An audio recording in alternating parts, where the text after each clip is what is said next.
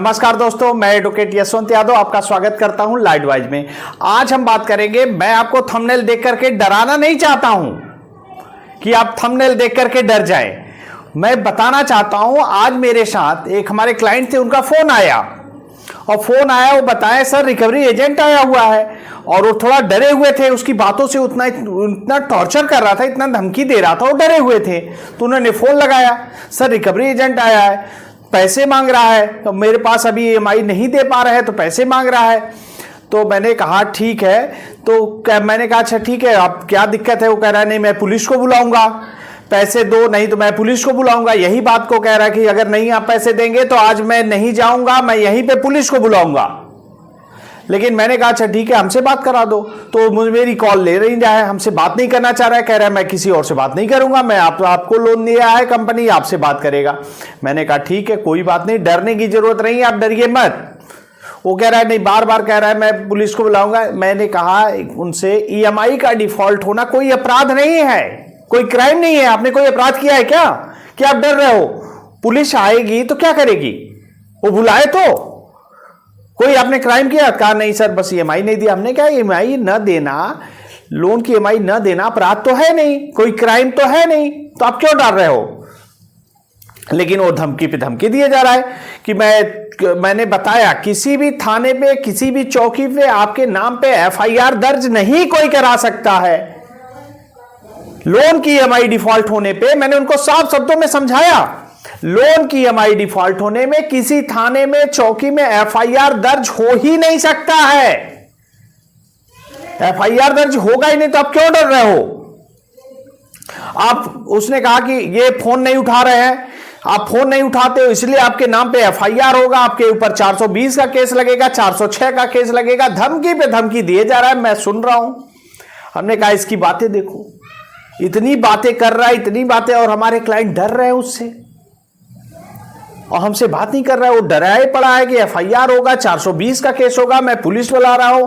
मैं और तुरंत अपने सीनियर को फोन लगा दिया कि मेरे सीनियर से बात करो, मैनेजर से बात करो। क्या क्या इतना डर आ रहा है?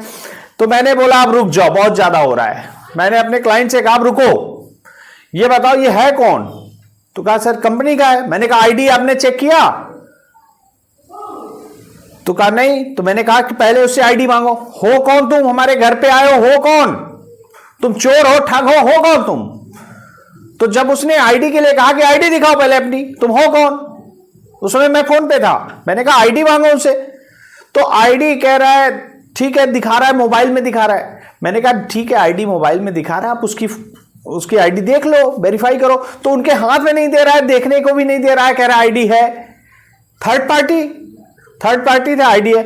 हमने कहा ठीक है, आपके पास विजिट करने के लिए आया तो विजिट लेटर होना चाहिए, विजिट लेटर है? तो कहा नहीं विजिट लेटर नहीं, ऑफिस में रखा हुआ है। मैंने कहा आपने रिकवरी के लिए आए हो? मैंने अपने क्लाइंट से कहा कि डीआरए का लाइसेंस है, पूछिए उससे। कह रहा हाँ डीआरए का लाइसेंस है मेरे पास, लेकिन ऑफिस में रखा हुआ है। तो और इतनी बातें सुनने पे उसको और गुस्सा आई। उसने कह रहा है अगर क्या मैं डीआरए का लाइसेंस, होम विजिट लेटर आपको दिखा दूंगा, आप तुरंत पैसे दोगे? तुरंत हमें पैसे चाहिए अगर मैं दिखा दूंगा तो। ऐसे ऐसे बात करने, टॉर्चर करने लगा। तो मैंने कहा अगर तुम इतने, मैंने अपने क्लाइंट से बताया, पूछो अगर तुम इतने डॉक्यूमेंट दिखाओगे तब तो मैं बात करना शुरू करूंगा। तुम हो कौन? न तुम्हारे पास आईडी दिखा रहे हो, न विजिट लेटर दिखा रहे हो, न डीआरए लाइसेंस दिखा, तुम हो कौन?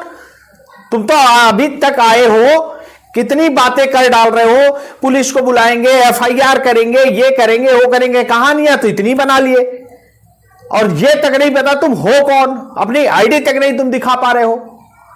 तो ऐसे रिकवरी एजेंट से आप लोग डर रहे हैं? ऐसे से आप डर रहे हैं जो अपनी आईडी तक नहीं बता पा रहा है, अपनी बात तक नहीं बता पा रहा है, उससे आप डर रहे हो? सोचने की बात है। गलत तो है, गैर कानूनी तो है जो आपके घर पे बिना आईडी के आ रहे हैं, बिना विजिट लेटर के, बिना डीआरए के। डीआरए मतलब होता है डेप्थ रिकवरी एजेंट। जैसे गाड़ी चलाने के लिए डीएल चाहिए, वैसे रिकवरी करने के लिए डीआरए का लाइसेंस होना चाहिए। लेकिन बिना डीआरए के लाइसेंस के, बिना रिकवरी के, पहले मैंने कहा उनसे जब अपने क्लाइंट से कि इतने डॉक्यूमेंट मांगो तब तो मैं बात करना शुरू करूंगा, तो उन्होंने पूछा वैसे ही कहा।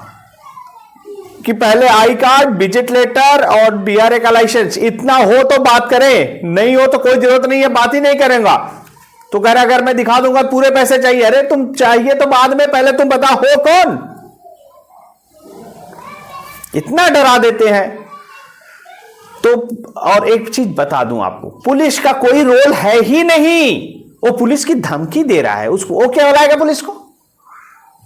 वो अगर ये रिकवरी एजेंट ऊंची आवाज में, इतनी तेज आवाज में बात कर रहे हैं तो तुरंत उनकी वीडियो रिकॉर्डिंग करो, तुरंत वीडियो रिकॉर्डिंग करो और आप पुलिस को बुलाओ। 100 नंबर आप फोन करो, 112 नंबर पे आप फोन करो, आप बुलाओ पुलिस को कि ये एक बदतमीजी की तरह बात कर रहा है, ऊंची आवाज में बात कर रहा है, मेरे मान सम्मान को खराब कर रहा है, हमारे अड़ोस पड़ोस में बता रहा है, चिल्ला रहा है। तो इनसे डरने की लिए जरूरत नहीं है। अच्छा एक चीज मैं आपसे बता दूं, रिकवरी एजेंट आपको कब तक परेशान करेगा, कब तक डराएगा बताइए आप? इसका जवाब यही है, जब तक आप डरोगे तब तक वो डराएगा। जब तक आप डरोगे तब तक वो डराएगा। कहीं लिख लीजिए आप, रिकवरी एजेंट कब तक आपको डराएगा? जब तक आप डरोगे तब तक। जिस दिन आपको अपने राइट्स और अपने अधिकार पता चल गए, उस दिन आपके अंदर से डर खत्म हो जाएगा। मैं कई बार बताया हूं, पैसे हैं तो इनके पैसे दे दो, पैसे हैं तो दे दो, नहीं है, अरे नहीं है तो नहीं है, नहीं है तो कहां से देंगे, कहां से दोगे? और एक लोन को चुकाने के लिए दूसरा लोन मत ले लेना। सबसे बड़ा अपराध तो यह है कि एक लोन को चुकाने के लिए दूसरा ले लेते हो। यह तो कतई नहीं करना आपको। हमारे सब्सक्राइबर हैं, हमारे क्लाइंट हैं, आपको यह काम नहीं करना है। एक लोन के लिए दूसरा लोन नहीं लेना है। पैसे हैं तो इनके पैसे दे दो, नहीं है तो नहीं है, नहीं है तो क्या कर सकते हैं? तो बोलता है रिकवरी एजेंट, कह रहा है तुम्हारी औकात नहीं थी तो लोन क्यों लिए?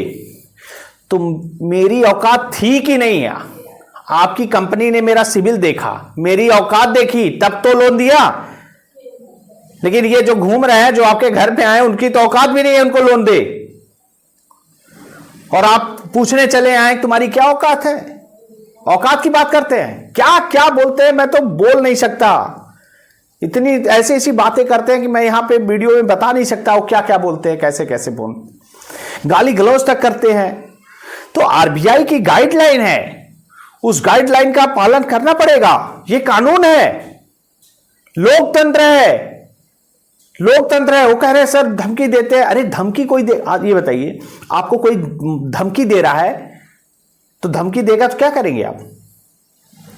कोई गाली गलौज कर रहा है तो उसके लिए सब व्यवस्थाएं हैं, संविधान में सबका नियम है।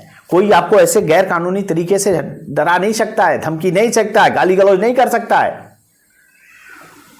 बिना आईडी के, बिना लाइसेंस के, बिना डीआरए के कैसे कैसे घर पे पहुंच जा रहे हैं और आप डर रहे हो। आप डर रहे हो कि मैंने लोन की ईएमआई नहीं दिया, और कह रहे हैं मैं ही ईएमआई भी नहीं दिया और सर मैं ही पुलिस बुलाऊं। अरे बिल्कुल, आपके मान सम्मान को कोई खराब कर रहा है, आपको कोई गाली गलौज कर रहा है, ऊंची आवाज में आपके घर पे आके बात कर रहा है, आप उसके सम्मान कर रहे हैं। ये गलत, ये उनके जो गलत तरीके से, गैर कानूनी तरीके से आ रहे हैं, तो उनको तो उनकी भाषा में ही जवाब देना पड़ेगा। आप अगर नहीं आते तुरंत पुलिस को इन्फॉर्म करिए, पुलिस को आप बुलाइए, देखिए कैसे भागते हैं। ये तो डरा रहे हैं, आप डर रहे हो। तो डरना तब तक खत्म होगा जब आप डरना बंद करोगे। वो डराएंगे तब तक डराएंगे, जिस दिन आप डरना बंद कर दिए ना तो आना छोड़ देंगे। उनको मालूम है यहां तो जाने कोई मतलब है, ये तो डरता ही नहीं है।